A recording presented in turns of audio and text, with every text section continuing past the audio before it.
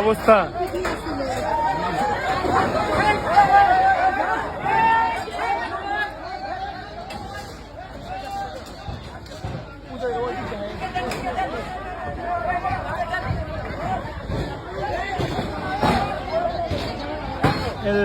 ফাটল আর কি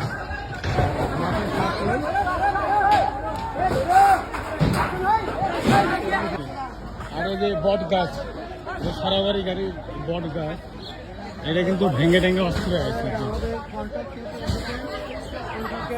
আপনি কি লাইভ করতে চান? লাইভ না, আমরা ভিডিও করতে চাই। আমরা ভিডিও করতে চাই।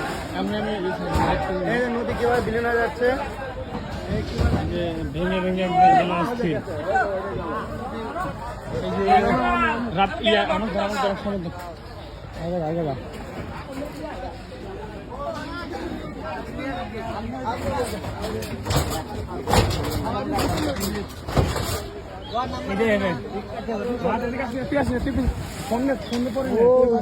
চোখের সামনে আস্তে আস্তে কিন্তু সকল কিছু ভেঙে যাচ্ছে। বিশেষ করে যে সরাবাড়ি গ্রামবাসী তাদের কিন্তু আসলে সত্যি কোনো কিছু করার নাই।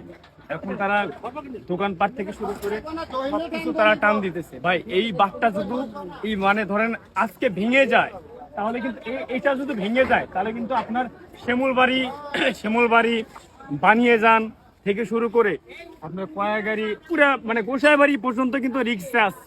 তারা কিন্তু মানে এই যে শান্তিতে থাকতে পারবে না, তারাও কিন্তু আপনার নদী ভাঙনে কবলে পড়বে।